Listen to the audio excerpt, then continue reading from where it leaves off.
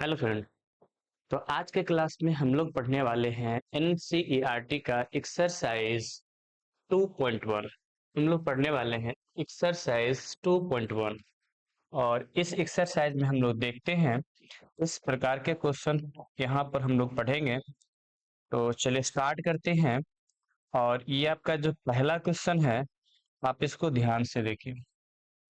पहला क्वेश्चन कह रहा है कि किसी बहुपद पी एक्स के लिए y equal to p x ना y equal to p x के ग्राफ नीचे आकृति जो 2.10 में दिए गए हैं, कह रहा है कि प्रत्येक स्थिति में पी एक्स के शून्यकों की संख्या क्या होगी।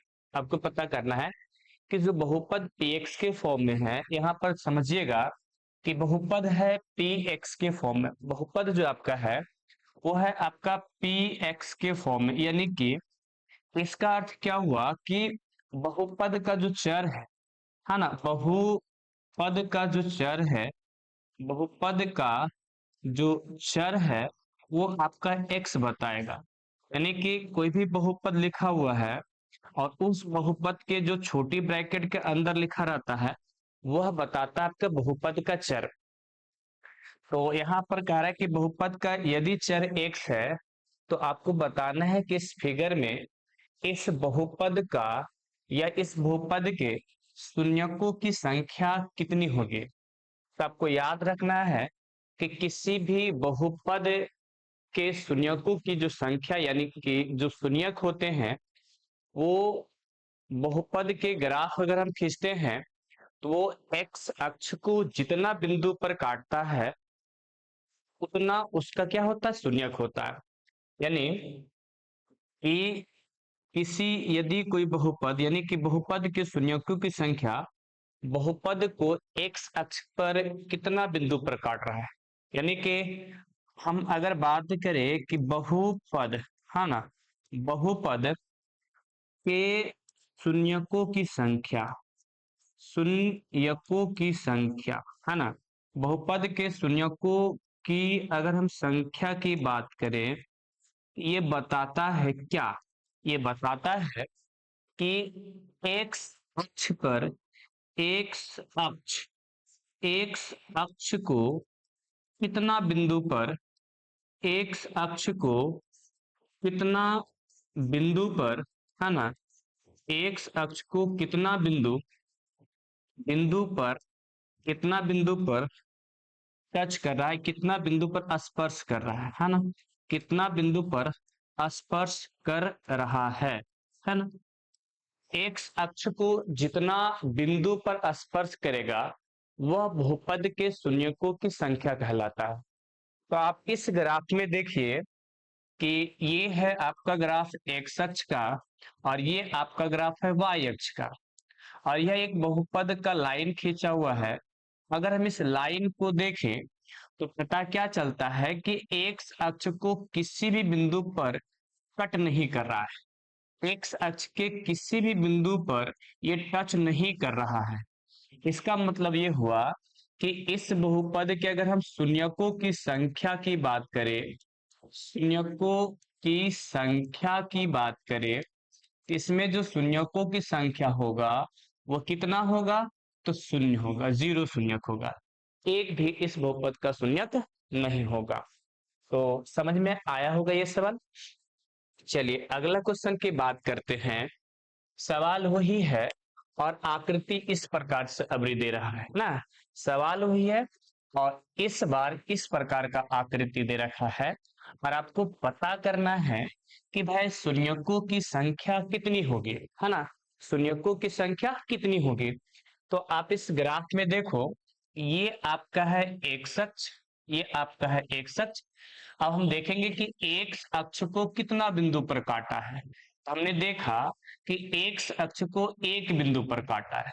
इसका मतलब इस बहुपद में अगर हम बात करें कि शून्यकों की जो संख्या होगी, शून्यकों की जो संख्या होगी वह कितना होगी, तो एक्स अक्ष को एक बिंदु पर काट रहा है।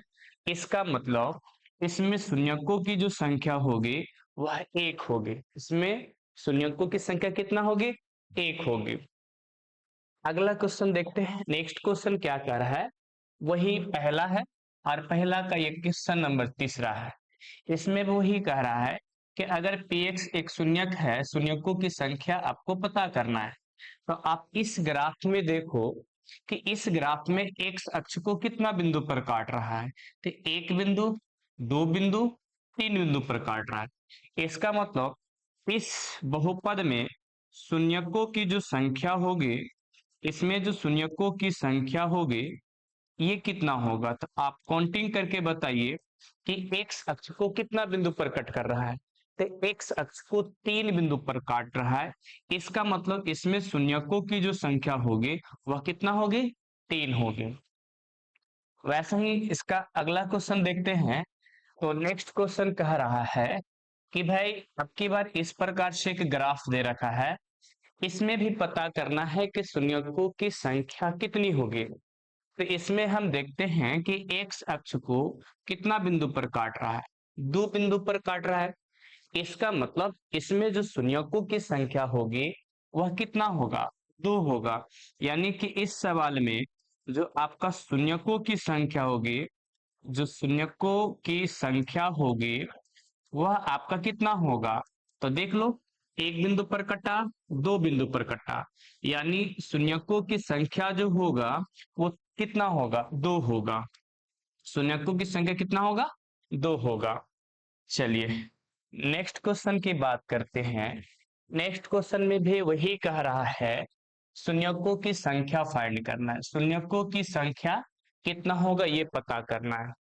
आप देखिए कि एक शख्स को कितना बिंदु पर काट रहा है, दो बिंदु, तीन बिंदु, यानी चार बिंदु पर।